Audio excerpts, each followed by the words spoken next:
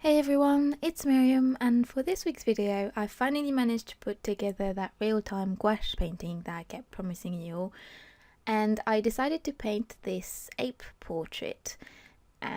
This particular ape, his name is Liana, and it's part of one of my favourite books, which is just literally just an ape portrait book by James Mollison called James and Other Apes.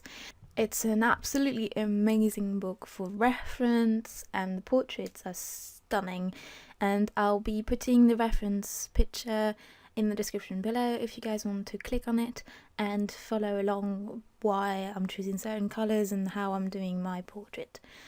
As you can see, I did a really loose sketch with my red Colerase pencil, and I'm using my Arches watercolour sketchbook that I bought in Korea. It has 300 GSM paper, and these are the brushes I'm going to be using, my trusty little acrylic dagger gouache brushes that I love so much. I'm going to be using my trusty palette, which has mostly Winsor&Newton paints in there that are dried that I'm going to reactivate. And I'm also going to be using some Liana and Winsor&Newton and Rowney designers gouache in a variety of colours that I'll describe to you as I go along. And I'm also going to be using this white poster paint that I bought in Korea because I actually find that it's a really convenient bottle to have, pot to have. It's easier than using my tubed paint because my tube paint is actually thicker. And I'm going to use this little plastic palette to put my fresh paints in. And I also have already some paints in there that I used from a previous painting a few days back that I'm also going to reactivate. So as you can see now, I'm using my pipette to reactivate all my colours, and I'm going to be waiting about 10 minutes for the paint to absorb the water, and then I'll go in with a Q-tip if I've used too much water, and I'll pick up all the water that's still at the surface of the paint and hasn't mixed in properly, because otherwise it'll just make my paint a bit too wet. You can use a spray bottle, which is kind of more ideal really, but my spray bottle is somewhere that I've forgotten where, and so I'm using my pipette.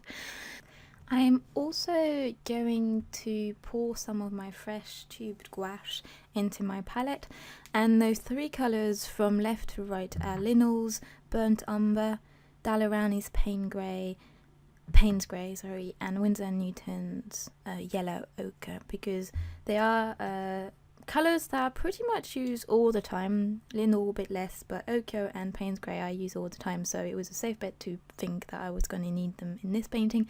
Plus, the colour scheme just lends itself to using those colours, so I figured they were going to be my main used colours, and so I decided to use them fresh.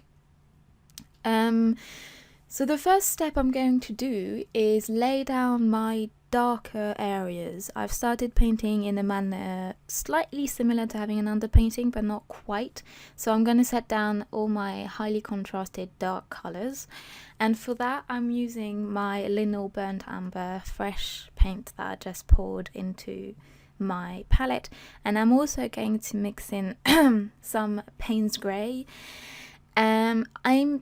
I don't tend to mix the two colours a lot because when I'm painting something organic, I like the random factor to not mixing the colours I want to use together very well, because that means there's a variation in tone when I start painting, and I find that creates happy accidents and creates much more organic looking textures. Do you see what I mean? So I'm going to start by doing because the ebb has very deep, quite a heavy brow. He obviously has dark, contrasted areas around his eyes.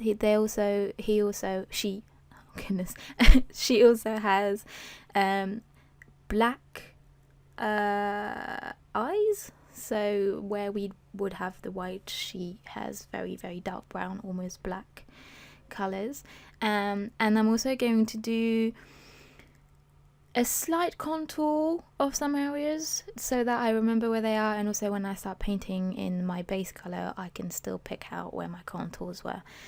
I'm going to do my best to explain my process to you and explain why I'm choosing such and such a colour, but I can't guarantee that this is going to be the most structured video you've ever seen, because all my choices generally with colour choices and lighting and such are all very instinctual, and it's difficult for me to actually start thinking about them consciously. So I'm going to do my best, and I think this is going to be a bit of a training video for me to do more in the future if I can, and if I manage to think about my process a bit better.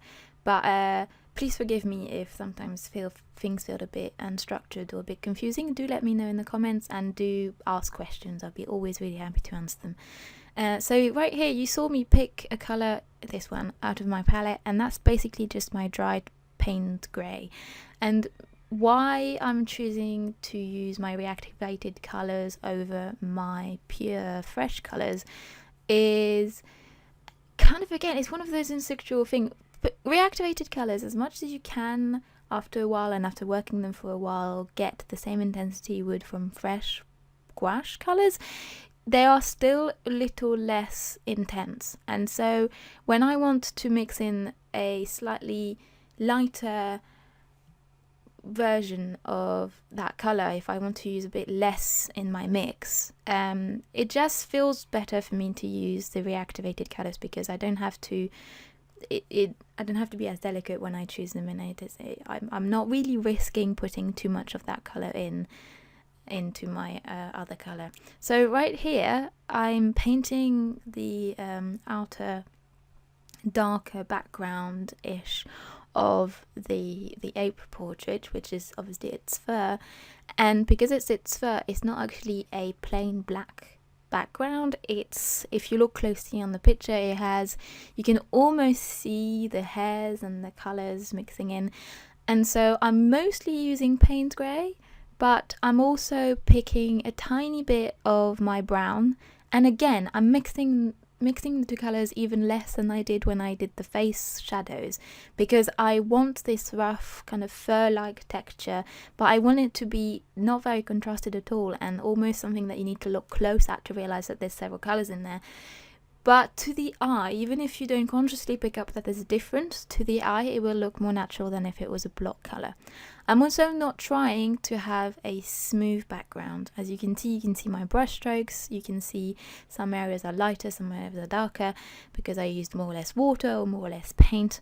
And that's again because I want an organic texture. I don't want it to be, the key I find personally with organic texture is that you want to have a certain aspect of random to it. You want to have a kind of a free agent in the process, because that's what's going to create truly random looking elements. Unless you're going for photorealism or you're going for a perfect reproduction of the picture that you've chosen to use,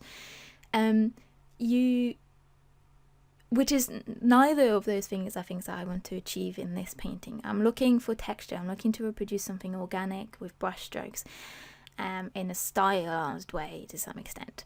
And so in order for me to achieve that result, I feel like I need an element of randomness to it, because there are some textures I'm just not going to be able to achieve as well if I'm thinking about them in detail, as opposed to if I'm letting the things kind of flow naturally and the paper and the paint do their thing. So you'll see me saying that quite a lot, I think, in this video, because one of the key elements to me painting this monkey was to let the colours and the brush kind of do their thing, and the paper too. So sometimes you'll almost see an effect of, like here, I'm not using that much water and that much paint, and so you can see almost a dry brush effect going on.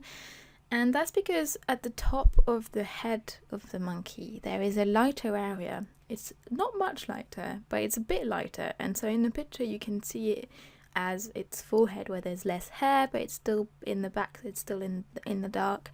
And I'm trying to create this difference in value that is very subtle but still creates this depth to the portrait. So that's one of my personal issues with things. I find it difficult, especially with gouache, to vary values, and so I just have to practice that quite a bit. So as you can see at the top, this top part, I also used more brown because you start seeing, because it's more in the light than the rest of the background, you can start seeing details a bit more, and you can start seeing that the color changes are a bit more apparent. And so I used a bit more brown in there, but I was still using a lot of my Payne's grey. Right now I picked up some of my yellow ochre, the one that's dried at the top that I reactivated because I don't want a lot of it. I'm picking up a little bit of orange too, and I mixed them with white, some reactivated white, and so I create this light hue that I'm then going to mix in with the colour I've been using to do the background, and that is going to lighten my background colour but still keep it in there. And the reason I add red right now and orange is to warm up that colour, because I don't want it to have as much of the blue undertones as the Payne's grey, because it's not a shadowed colour anymore. It's what is part of my base face colour.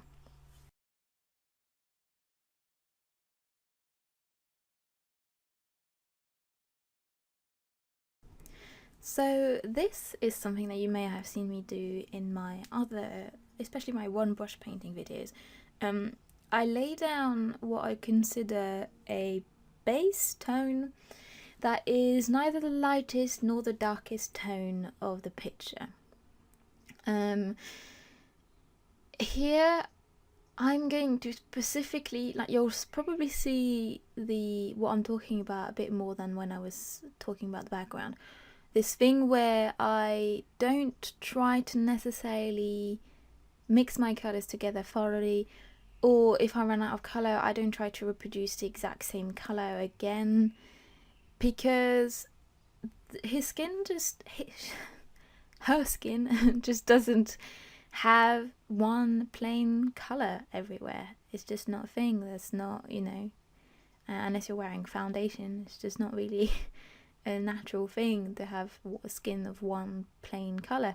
And so I try to have more or less subtle changes and patches of colour within my base tone. And the thing is with gouache is that once it dries, the contrast between those colours is not going to stay as flagrant as it is when it's dry, so it's all going to flatten down a lot more. That is something that I always thought was difficult to get used to. I'm still trying to get used to it, especially when it comes to dark colours. They really do lighten up and flatten out when they dry, and because I'm used to watercolour and that doesn't happen as much, it's difficult for me to get used to that. You can see on my Instagram I've got a comparison between a portrait I did about a year ago in watercolour and this portrait next to it, and although I like both of them, there is definitely more contrast in the watercolour one, but because I'm more used to using watercolour, and also I just don't find that it flattens out as much as gouache does. Maybe because it doesn't necessarily, it has a shiny aspect to it. It doesn't actually go matte as much as gouache does. I don't know, but it's interesting, and I'm going to try and practice that contrast a bit more with my gouache. But here I'll keep working on that base tone and adding colours and variations in tone and value, and how much white I use or how much dark I use, how much of that burnt umber goes into it. I do keep referencing my model picture to know if I'm going in the right direction with the tones and values I'm using, obviously. So that brow part, for example, is a lot lighter, so it reflects light a lot more, and it's lighter, it has less hair, and it's not recessed. Obviously it stands out a lot more, so I try to use lighter values. And under the eyes is going to have a lot of wrinkles and a lot of variation and contrast, so I'm trying to go for a slightly lighter base. And here you see on the bridge of the nose, again, it's another part that is quite light in the reference pictures, because obviously it's starting to come forward and it reflects a lot of light, so I'm just going to go with a lighter base colour because I don't need as much contrast here. As you probably will notice by the end of this video, I don't use all the colours in my palette, obviously. I reactivated all of them, and that's just in case, but I don't actually end up using that many of them. The main ones I tend to use are the two in the top right corner, which has Yellow Ochre and Payne's Grey, which I also have as fresh out of the tube colours in my little flower palette.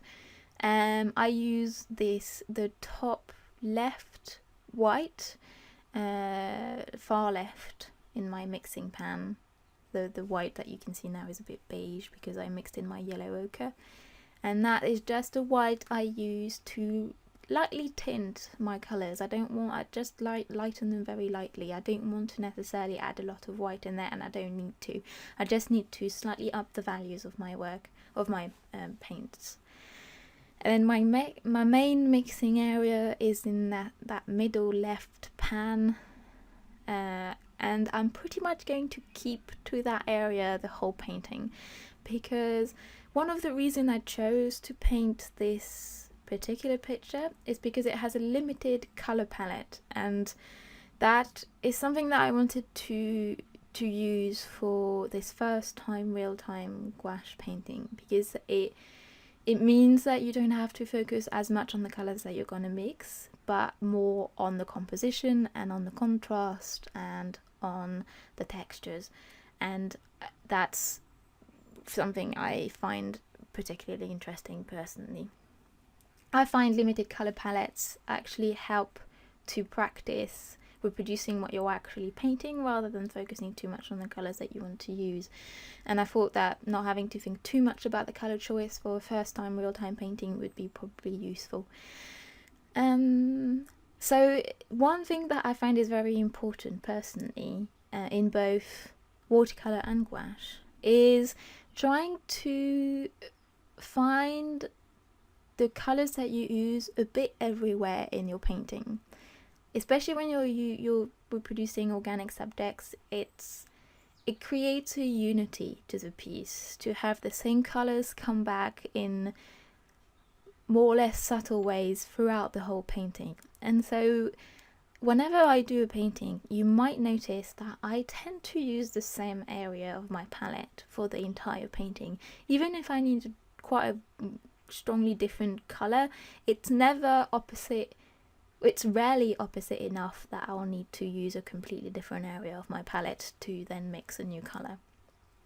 So in this painting especially, you'll see that throughout the whole painting I just stay to almost always the same area of my palette, and if not, I bring some of that colour with me to the other area that I decide to use. So I keep a limited amount of colours, and I always bring those colours back into every area I decide to paint.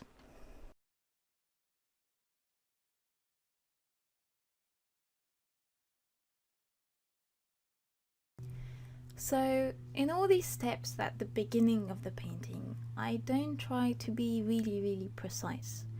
I'm not trying to reproduce exactly where the shadows are on the reference pictures. I'm obviously using it as a guide, but I'm not trying to be extremely precise. And even by the end, when I decide to do all the small details on the snout and on the eye bags, and I never try to be extremely precise, because there's something about precision that makes you go geometric, I find, at least in my case. I know that if I focus too much on details, they tend to become, like if I'm drawing hairs for example, they'll tend to become all the same length and all at the same intervals.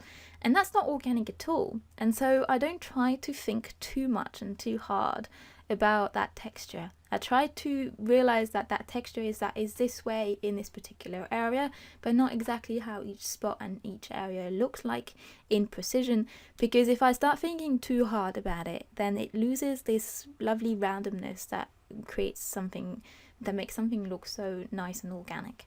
So I try to be loose, and one of the ways I keep it loose is by not holding my brush too tightly and not holding it near the base, because the closer I get to the base, the easier it is to become detailed, and that's not what I'm trying to do. So there are some points in the video, if you want to look out for them, where I'm actually even holding my brush almost above that black rubber area in the middle, and I'm letting my wrist kind of do the movements, because that way I have less control over the tip of my brush, and it creates patterns and textures that I would not have probably consciously be able to do if I tried to reproduce them, or at least they would have taken me a lot longer and not looked, they would have looked a bit more mathematical than where they would have realistic, or at least not in the style I would have I want them for this gouache painting.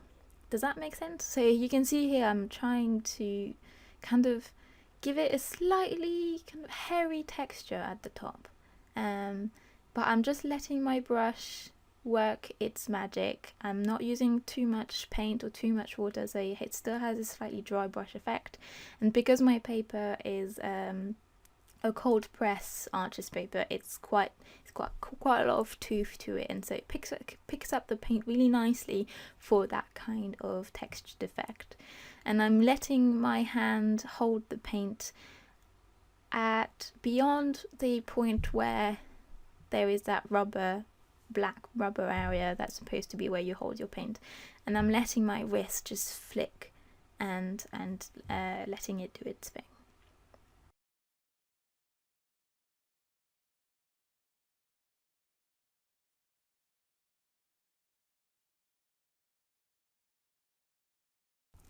For this video, I made a conscious effort not to take too many breaks, because usually if I'm painting, when I'm editing, it's a real nightmare, because all I do is paint for like 5 minutes and then stand there with my brush in midair, just looking into nothingness. I'm not very good at just painting in one burst. I take a lot of breaks to kind of, I don't really know, just disconnect my brain for a bit. So I did a conscious effort not to do that in this video, because otherwise it would be a million years long. Oh, jeez, sorry. I'm exhausted. So hopefully this video is not too long. I didn't really want it to be this long, but it turns out that I don't really like spending less time on a painting like this. I wanted to have something with both large broad strokes in the beginning that were really loose, and then a lot of detail at the end, so that you guys could see both processes. So it just ended up being a bit long. I hope you guys don't mind. Also, just as a quick warning, I don't think I'm able to talk non-stop for an hour and 20 minutes. So I'm going to sometimes have little breaks of music and just let you watch what I'm doing, because there's nothing particularly different to what I've been explaining so far going on.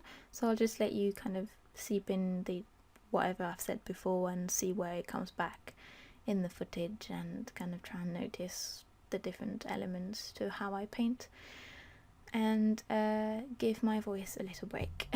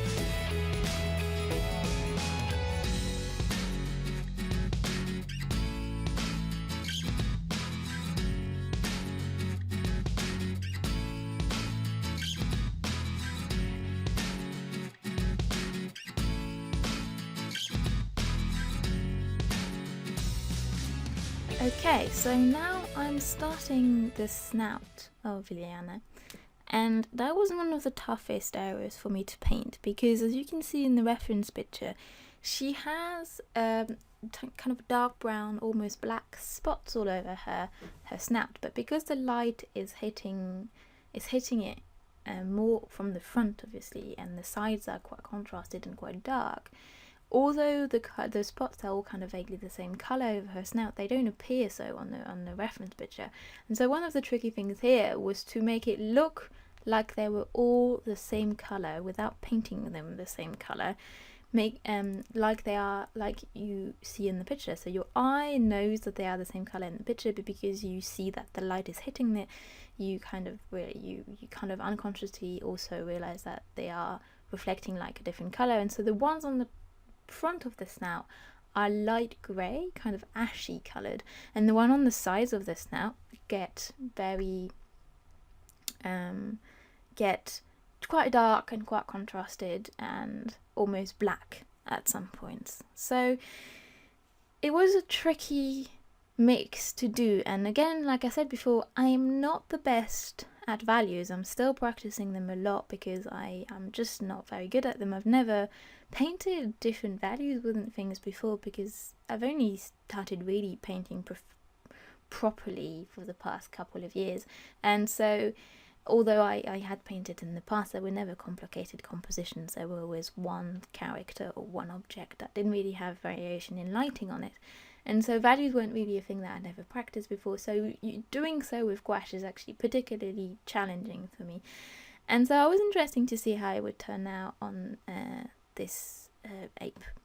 And actually here you can see that one of the elements of gouache is that the dark tones dry lighter, and so contrast that you thought that you'd achieved tends to go back to being matte and a lot less apparent. And so one of the things that needs to happen is, if you want to have that strong contrast, you need to go back again and again with more colors. I never use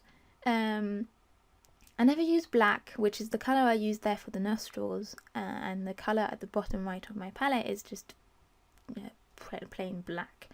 And I never use it on its own on white paper if I can avoid it, because black has no depth to it.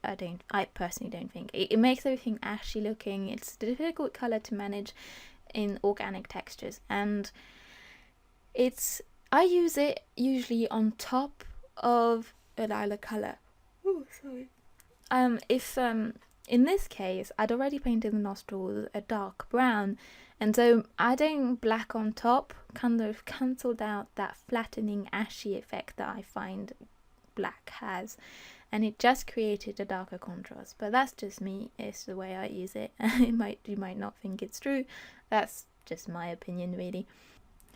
So now I'm taking down that slightly kind of brownish ash-like colour down onto the mouth area of Liana, and you'll notice that I'm layering it on top of my dried base tone, like this light brown base tone that I set on her upper lip, and that's because, again, it's this concept of underpainting that affects the outer layers of the painting. So her mouth and her nose look like they've got all these grey and these dark spots on it, but those spots are a variation in the melanin of her skin, and so they all come from the same base colour, which is that light brown kind of caramel looking colour, and that colour comes through and gives those dark spots and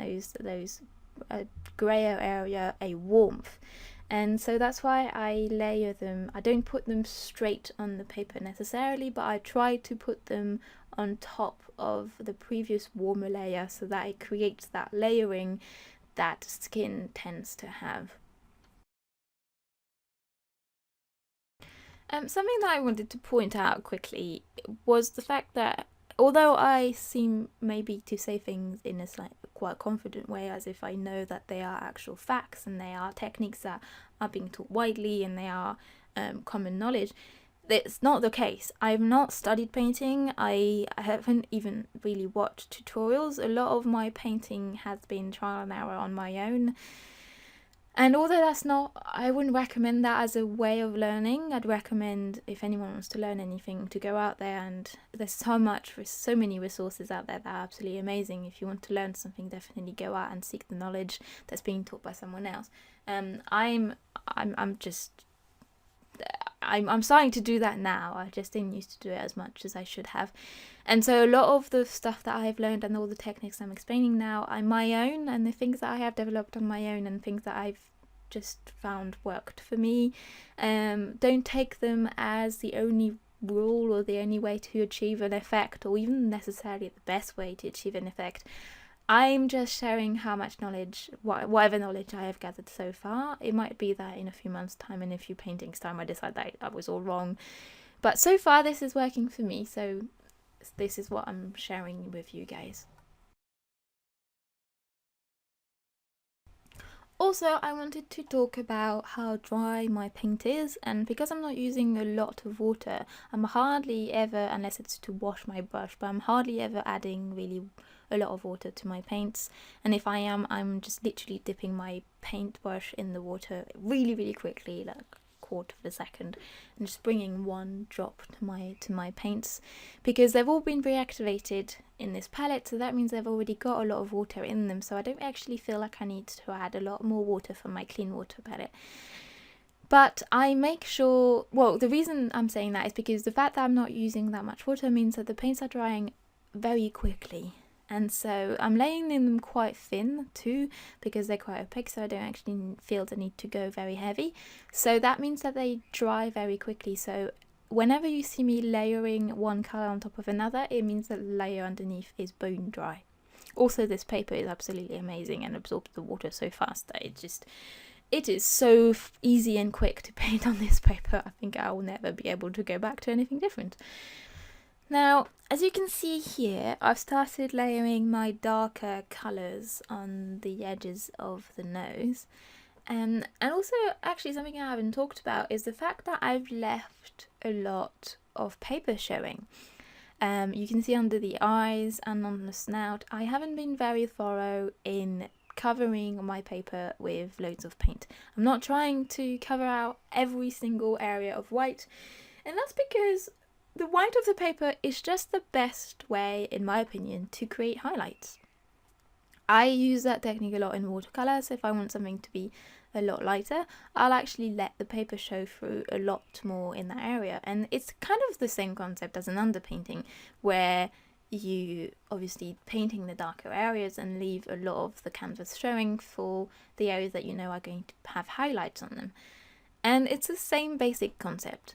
And the good thing with this paper is that because it has such a nice tooth, which means texture, if you don't know, it just creates these rough areas of white. And so because my edges around the whites aren't very stark, because I was doing a slightly loose dry brush technique, it means that those spots of white are fairly random, although they are in a general area I want them in, but they are not geometric.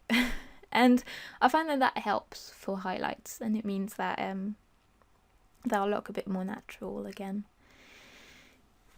So I'm trying to create that kind of light gradient between the sides of the nose and the front of the nose, because you'll see in the reference picture, the middle of the nose is actually the part that reflects the light the most, and so it's the area that I'm going to focus the most in this painting because it was the most difficult one to reproduce. I'm trying to create this sense of soft, slightly glistening skin of the nose with that fold in the middle. So my computer turned itself off. And my mic, because I hadn't hit stop recording, because obviously I was in the middle of recording a voice bit, continued recording throughout the whole thing. It was really weird. So I turned my computer back on and plugged it in because the battery ran out, and it all came back. My software came back and my footage came back, and exactly at the same point it was, even in the voiceover that I hadn't saved. And it had an extra bit of my computer shutting down and my mic recording for it. It was really strange. Anyway, sorry. Side note. It was really a bit strange and creepy. Oh dear, I hope I'm not saying too much. I'm French. We say in everything all the time, so that must have transferred to my English. Anyway, back to the topic at hand. Something that you may have noticed too is that I didn't actually cover the entire painting with my base colour. I actually left a lot of... I gradually went down the face. And that's not necessarily something I'd recommend. I should probably have kept going with that base colour when I had it and just covered the whole face and the whole areas I wanted with it. But I'm not very organised. So I didn't. And also the thing is, that would be an ideal thing to do if you wanted to have a very kind of structured unity to the whole piece, where you wanted the same base color everywhere and there was a key element, and for that you needed a continuity in the color, which I don't really need. And also because I don't have a very varied color palette, I'm not going far away from my base color at any point, so it's easy for me to pick it back up and then use it again. I wouldn't recommend that if you're using more different colors in your painting. I'd recommend using, if you have one color, it's difficult to mix the same color again in gouache, so I'd recommend if you have the one color, either to mix a lot of it and keep it in a airtight pot for the duration of your painting, or just try and use it as quickly everywhere you want it to be as quickly as possible, just so that you're sure that you've got this color continuity that you're looking for, which is not something I'm looking for, so that's okay. The lips are one of those things that I have to go against my instinct for, because my first instinct is their lips, they look pink because they're lips. So I have to shut up that part of my brain that wants to go for what's familiar and what's logical in my experience. And I have to look exactly at my reference pictures and exactly at the kind of colours on the lips. And one tip that was given by my primary school art teacher when I was little was cut a piece of paper, fold it in four, and cut a tiny bit of one edge, and you'll end up, when you unfold the paper, with this tiny hole in the middle of your little square of paper. And if you're looking to reproduce a picture exactly, if you're looking to reproduce the same color exactly, use that pinhole to look at the color isolated from the rest of the image, and that will help you to isolate exactly what kind of color it is without being affected by everything around it, because our eye sees things as a whole. It doesn't see things as tiny little things independent from each other. We analyze things as a whole, and that means that colors are very affected by the colors around them, and contrast is very affected by things around them. And that's why we have such things as complementary colors, for example.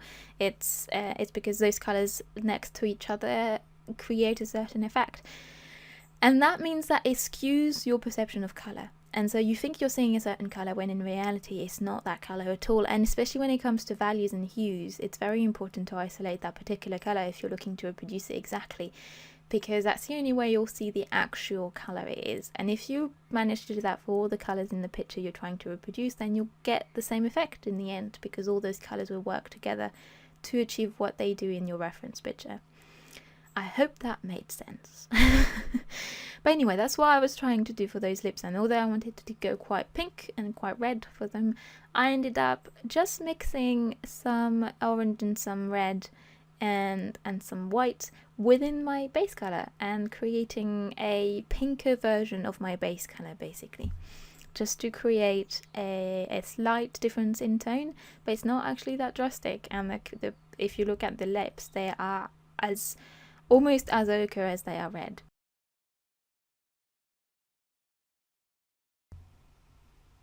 There's a little woodpecker, and it's really young and it's really cute, and it's been digging through my garden lawn for about a week now, every day. It's the cutest thing ever, and I can't stop staring at it. It's just poking its beak through the floor, and it seems to always like the same spots. Didn't realise they did that. I mean, he likes the trees too, but he's mostly doing it to the floor. and he's all shabby, and he probably really isn't very old. He's so cute. Anyway, sorry. I hope you guys don't mind that this is a voiceover and not a kind of, not live, but real time me talking over what I'm doing. I'm not very good at doing that. If I had actually spoken over my actual painting while I was painting, the painting would have probably taken 2 to 3 times the time it did. I want to be able to Twitch at some point, and I'm planning on one day hopefully being able to do like a session a month. And if I ever have a Patreon, I'd love to do like kind of tutorial sessions if I can teach anyone anything, or if I can answer questions and things, but that's a long way coming still. And I need a bit of practice in talking while I paint, because otherwise it's gonna take me ages to do anything. How do any of you guys Twitch or have any experience painting and talking at the same time? I'm just not very good at it. Or maybe it's not, I mean, maybe everyone's the same. Maybe we all take, I mean, it makes sense that we all take longer if we talk while we paint, obviously, because we're splitting our attention between things.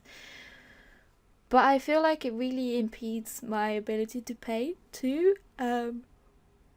I already find it really awkward to paint while I'm filming myself. Even though I'm not filming my face, just filming myself painting makes me self-conscious about painting. The little woodpecker is really going to town on the grass. It's adorable.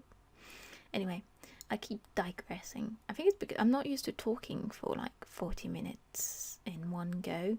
For my gouache video, gouache tutorial, I only talked for like a few minutes at a time. Okay, so what am I doing now? I don't actually remember. Let's see. I'm mixing a warmer, lighter tone. I'm assuming it's to create slight highlights. Is that what I'm doing? Is it what I'm doing?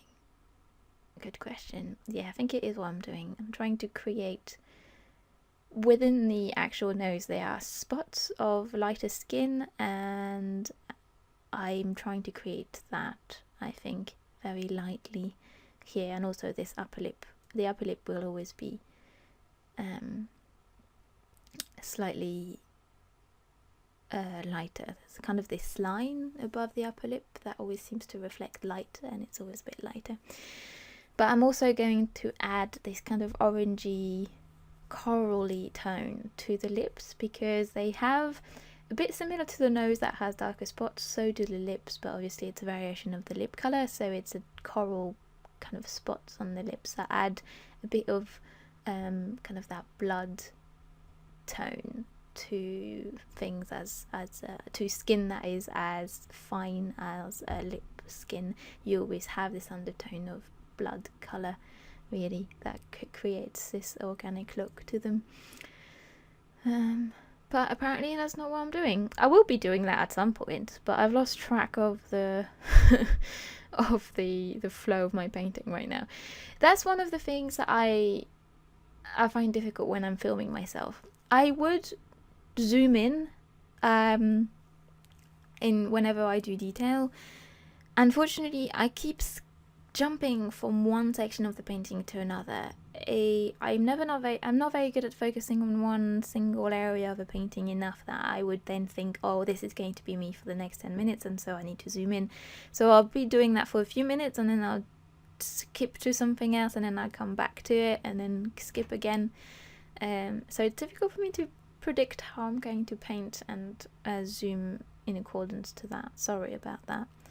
I realised that her chin was way too big, and so I'm now going in with my background dark colour and making it a bit smaller, because I think it was a bit big. I wasn't trying to necessarily respect the proportions exactly, but I still wanted to look vaguely like her, at least proportion wise, and so I think her chin was a bit too big, so I'm just making it a bit smaller here. And she's just starting to look scary with those white eyes, don't you think? Eyes are just such a thing. Such a delicate thing to draw, but they really add life to something, or they can make things look very, very creepy. It's one or the other. It's a spectrum with eyes. Anyway, I'm rambling again.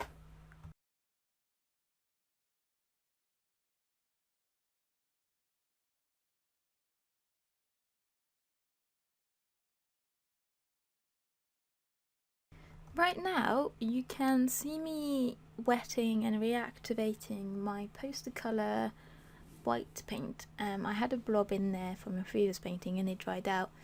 And so, oh jeez, I can't stop yawning throughout this video. What is going on with me?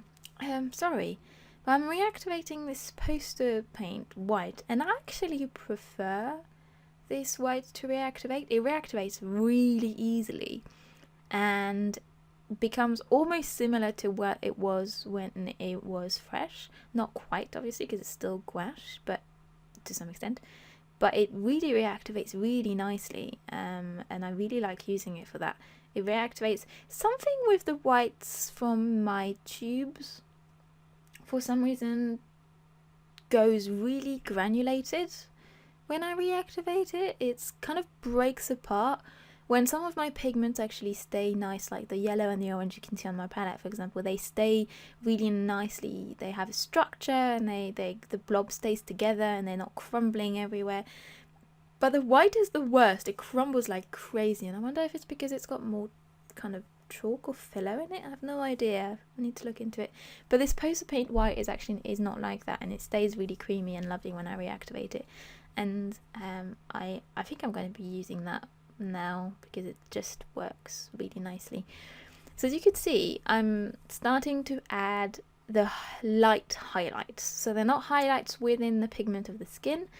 They're highlights because of the light, and because of the different textures of the skin, the highlights will work differently on different parts of it. So on the nose, because the skin is really quite smooth, doesn't have as many wrinkles and as many hairs, the light is reflected a lot more.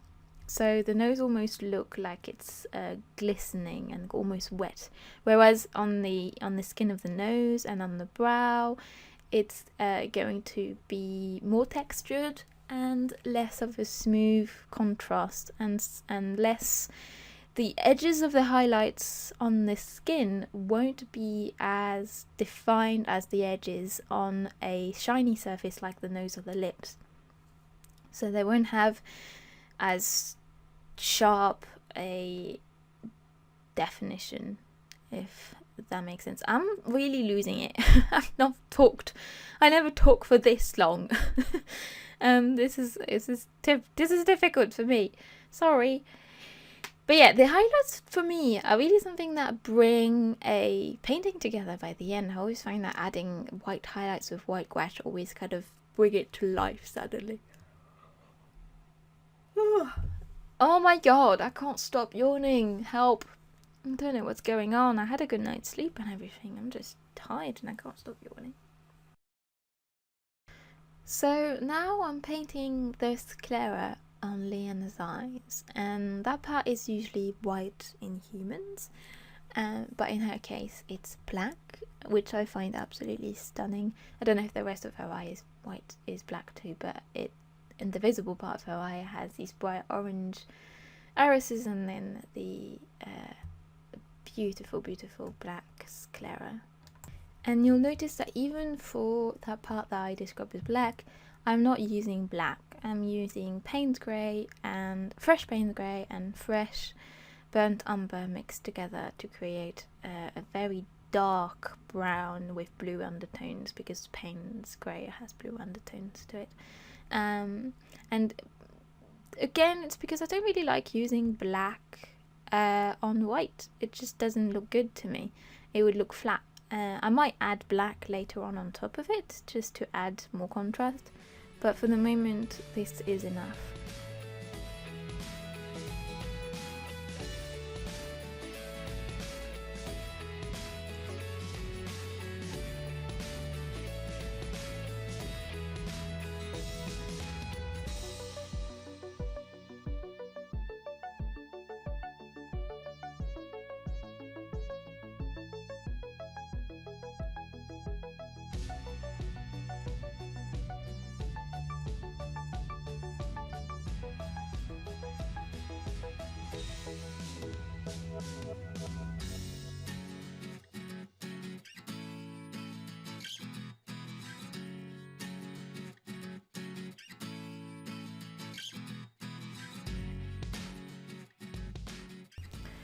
So now you can see that I cleaned up the area in the palette that I use a little bit, and that was because there was becoming too much build up and a bit too much water too, I think. So I just wiped away some of that water with a paper towel, and now I'm starting again. And here I'm mixing a warmer brown, a brown with more red in it, and I couldn't possibly tell you what red I'm using. I think it's primary red.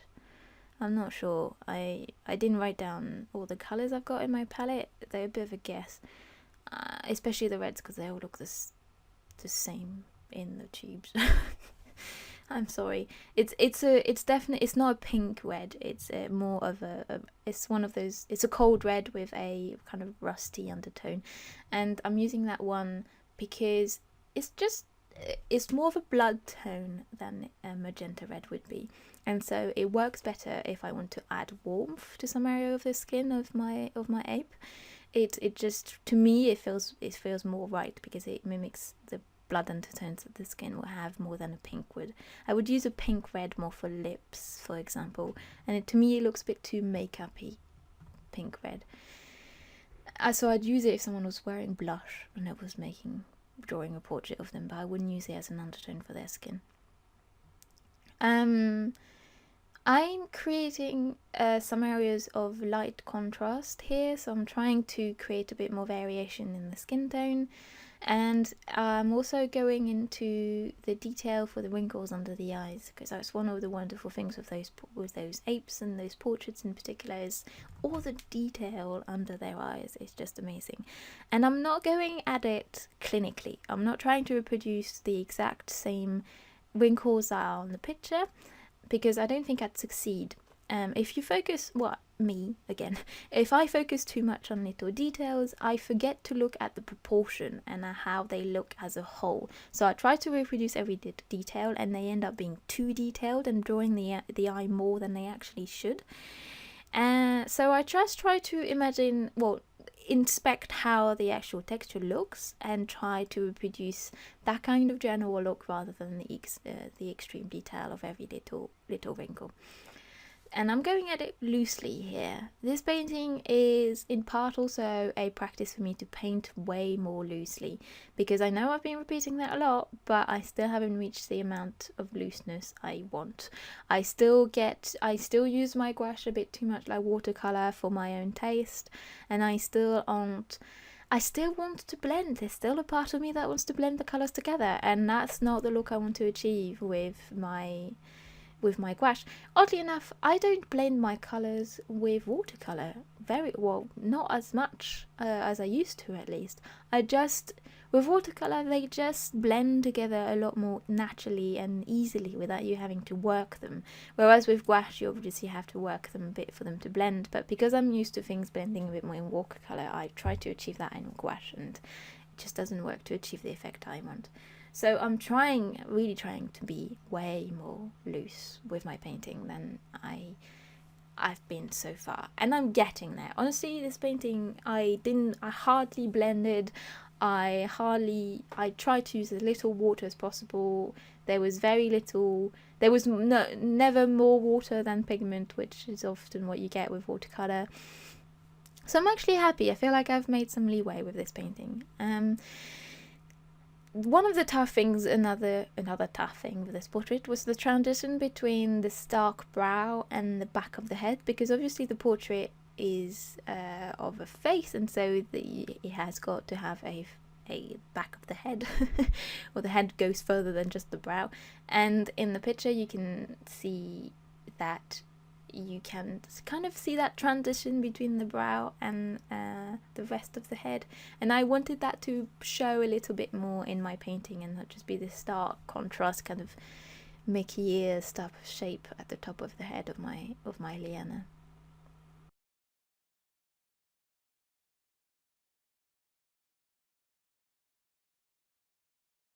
The tough thing with wrinkles, I find, is not making them look like plain lines in the skin. It's making them look like 3D folds of skin. So generally when you have a wrinkle, you have the harsh shadow right underneath the skin hanging, and then you have the body of the fold, so the edge that's right above the shadow usually has more light hitting it, and then it starts, as the skin goes back into the skin, it gets it oh my goodness, I can't talk anymore. There's a gradient of tones and values, and so I find that quite difficult to reproduce, especially in a picture like this that's not that big and where I'm not trying to go into detail too much, especially on the eyes. So it's one of those things that I have to practice a bit more of, and I found it easier to do in my watercolor painting than I did in my gouache painting. It's I find it difficult to be subtle with gouache sometimes.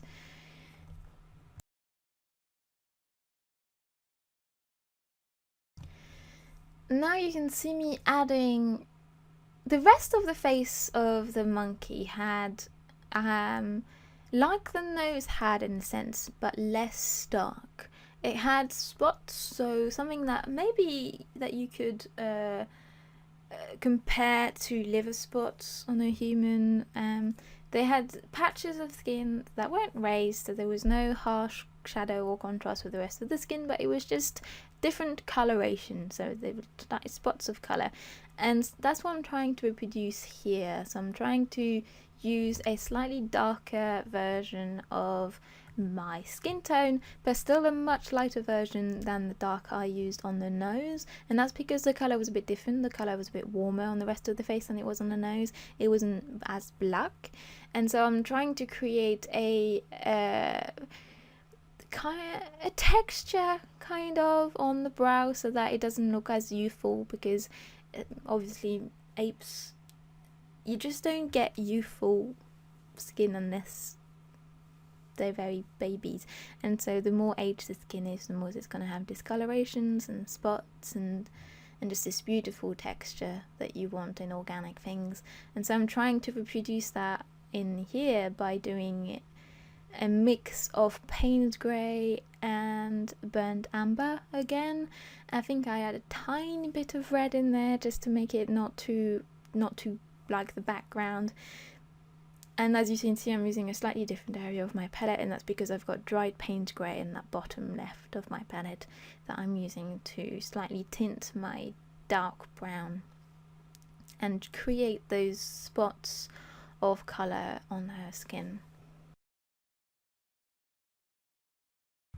One of the things I wanted to point out is that you don't need your gouache to always be at the same exact texture with the same exact amount of water for it to layer properly.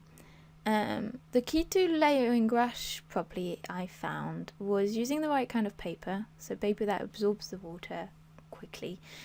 And obviously the amount of water you use is very important, but it doesn't have to be scientific. Like, you don't have to, you know, if you have slightly more watery gouache, you can still layer it on top of your very dry gouache, as long as you're very careful. And that's almost what I'm doing here. Like, the mix I'm using is slightly watery because I don't want it to be terribly opaque. I don't want the spots to have one texture and one, I don't want them to be plain opaque spots. I want them to have that texture from the underlayers coming out of them sometimes. I want the color of the spots to vary, and that only works if the gouache that I decide to layer on top of my underlayers is still slightly transparent, and that is something that I can achieve with water.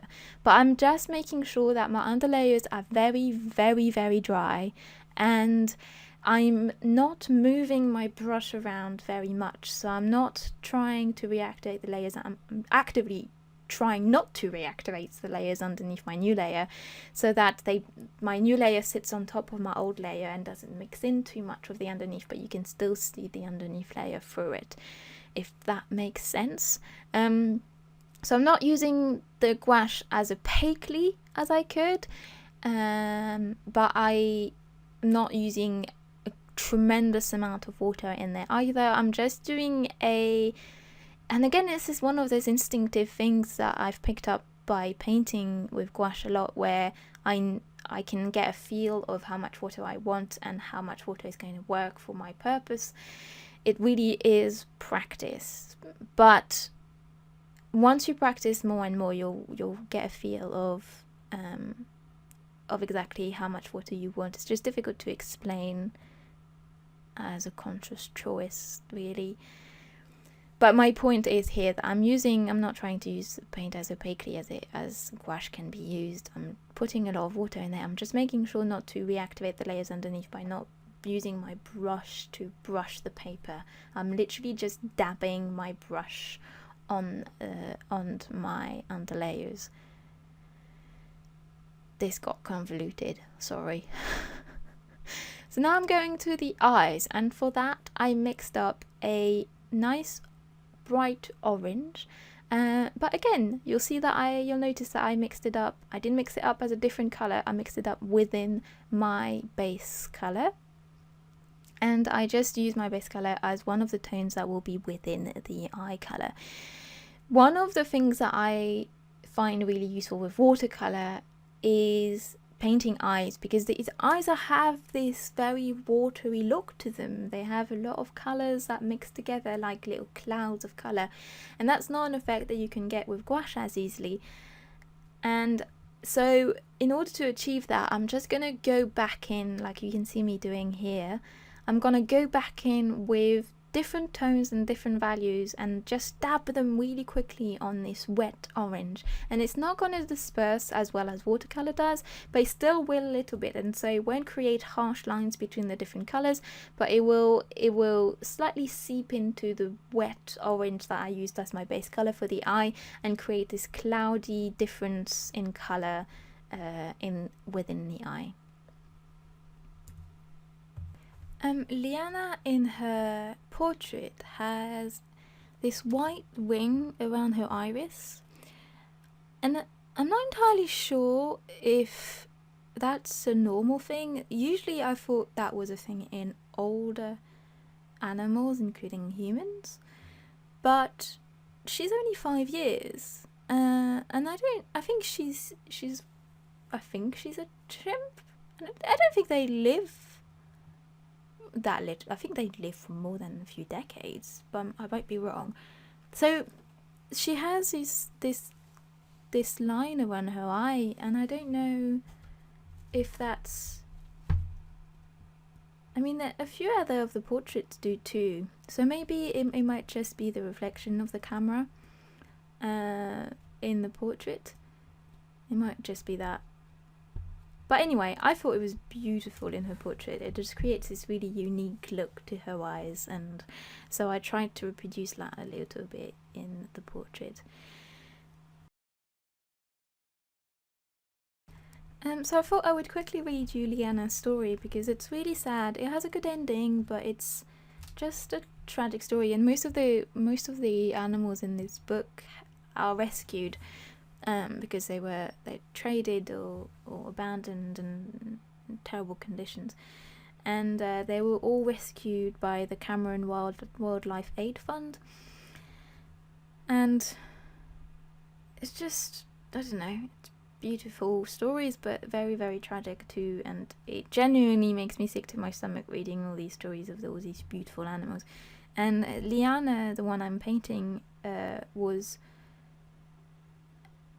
5 years old when she was photographed in 2001, and she's a pan troglodyte female born in Cameroon, and her parents were killed for the bushmeat trade, and she was kept in a little box and aggressively beaten, and then she was confiscated by the Ministry of Environment and Forestry in Yaoundé, and the box was her world on arrival at the Cameroon Wildlife Aid Fund. And she would attack anybody who tried to take her out, and they finally managed to coax her out after 4 days, and she was about 18 months old, and her health was really poor, and her hair was receding. And I wish I could know what she is now. Maybe if I look it up I might know, but it's those portraits all are of monkeys who have gone through a lot of suffering, and a lot of their parents were killed for the bushmeat trade. and they were all really mistreated. And when you look at that book, it's just this. I hate to anthropomorphize because obviously I have no idea how those animals function, and I have no idea how what their inner workings, and anything that I will project on them will be of my own experiences and therefore will be wrong because I am not one of them. But I can't help but look at those portraits and just, I don't know, they have personalities, and I don't know if it's the way their mouth is, but they all look like they're smiling, and it's gorgeous. It's so heartwarming. Those portraits are just so, there's something alive about them, and it's stunning.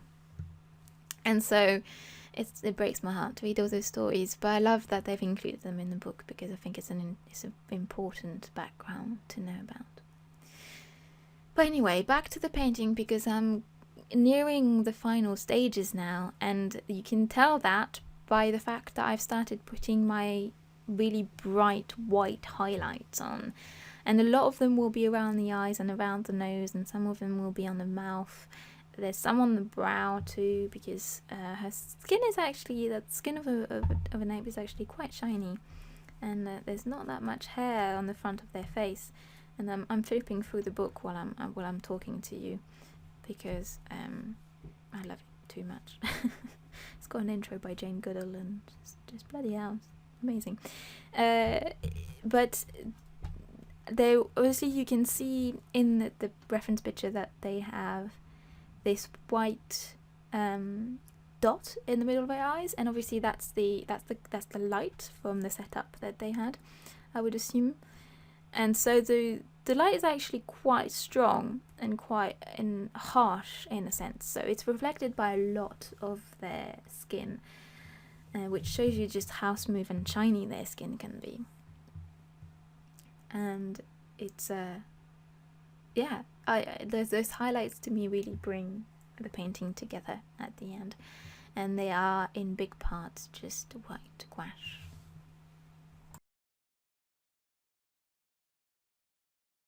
And actually, I'm realizing now that I was wrong about how I talked about the highlights earlier in the video. I actually realized by watching, because I didn't have the reference picture with me when I was talking earlier, but now that I have it in front of me, I realized that her nose is actually where the most diffused highlights are, whereas her eyes and brow and lips are where the harsher highlights are. And I still believe that that's due a lot to the texture of the skin, so it looks like the nose tends to have a much smoother texture, and so has this really soft velvety looking highlights to it, whereas the forehead and the bridge of the nose seem to be the areas that reflect the light the most and the most harshly, with the most texture within the light. And so I was completely wrong. My bad. I apologize. I filmed this a few days ago, so I didn't actually record exactly how it ended up looking. So my bad. I was wrong about that. But it's yeah. So lighting actually really affects what kind of texture the viewer perceives afterwards in a painting, and that's one of the tough elements to lighting personally that I find. Is knowing exactly how different kind of materials and different kinds of textures reflect light, and what kind of, and how to transmit that to a drawing is, to me, really tough, but I'll keep practicing.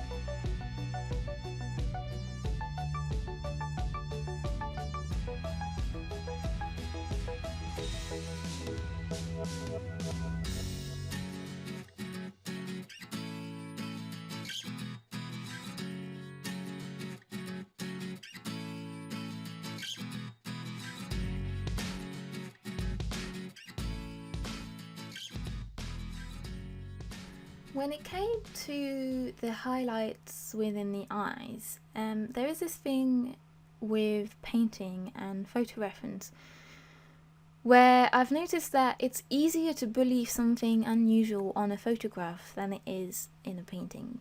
So people will probably usually accept an odd thing in a painting, in a photograph, because some part of us assumes that that photograph represents the reality that it photographed than we do with a painting. So even if a painting is reproducing exactly what is going on in the photograph, it might look weird in the painting and not in the photograph. And that's one of those things in these portraits that I find is true when it comes to the light reflecting within the eye. So that little white dot that you see in the middle of the pupil, I think that if I did that in a painting, it would look creepy and a bit strange. And so I went for a more regular kind of light reflection in the iris, because I thought that would make it look a bit more friendly and less creepy. And that's my favourite part, doing all the tiny hairs on the chin of the ape. And I actually realised now that I forgot to do all the black hair on her brow. But hey, I was bound to forget something, I suppose. But those little white hair are one of my favourite things to do, and I used one of my really fine brushes that I bought in Korea. And I started off by doing plain white hairs, like straight off white hairs. And then after a little while I realised that actually that white was a bit too harsh, so I went in with a very light ochre colour to make it slightly less harsh. So I started off doing it a bit wrong. But again, it's one of those things where I'm trying to be random as much as possible, and so I'm not necessarily choosing exactly where each hair is going to go. I'm just letting my wrist do its thing. I'm not choosing what length the hair is going. I'm not trying to control my hand. I'm trying to let my wrist flick and see where it leads the hair, and it makes it look a bit more natural, and it also means that it's a bit more random. So you're going to have clumps of hair there, and then an isolated hair there, one straight one really curly one. I'm trying to avoid painting the texture in a way that looks too mathematical, which would happen if I was thinking about it a bit too much, and I would have the hairs at like vaguely equal intervals, and that would just not look natural in my eyes. So I'm trying to let my wrist do its thing here. So see, I've mixed my slightly darker, like light ochre colour, and I'm going to start using this one instead of my bright white. But I'm still going to use my bright white for some of the hair, but I think some of the background hair, or some of the finer hair, needed to be a slightly darker colour, because otherwise it would have created this weird layer of just white hair that just would not have looked three-dimensional at all.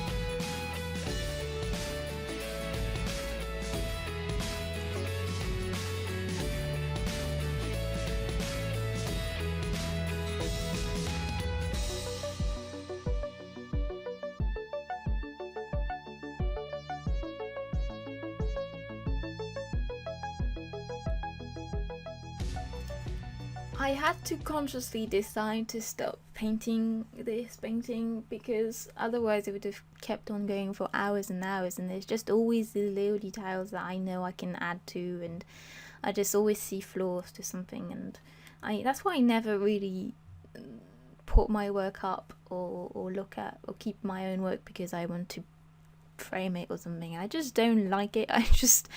I'm too critical of my own stuff, and so I just want to go in and change whatever annoys me or whatever I think I've done wrong. So I have to consciously make a choice of to stop working on a piece before it just becomes too much and goes past that stage of being alright and goes in right into being wrong. So usually my last point is adding harsher contrast and bits of highlight that I feel I've missed or I feel would flesh out a certain area more, or adding another layer on top of the dark areas because they've become lighter and matte again. So I'm definitely nearing the end of this painting now, and I think the last thing I'm going to be doing is adding a dark hair-like texture to the side of the face. And like I said before, I forgot to put some of the darker hair on the brow, which now really bugs me. But now I'm adding, it's almost a dry brush texture with just my Payne's grey and my mix of dark brown, and I'm adding flicks to make it look like a delicate, subtle hair texture on the side of her face to add a little bit of life to it and a bit more texture to the background, because obviously the background is fur and not just black background.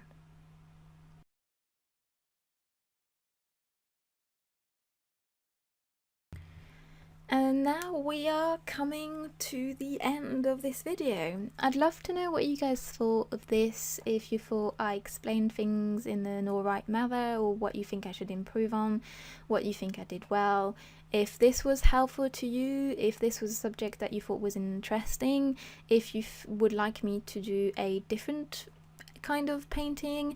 I did not choose, I purposefully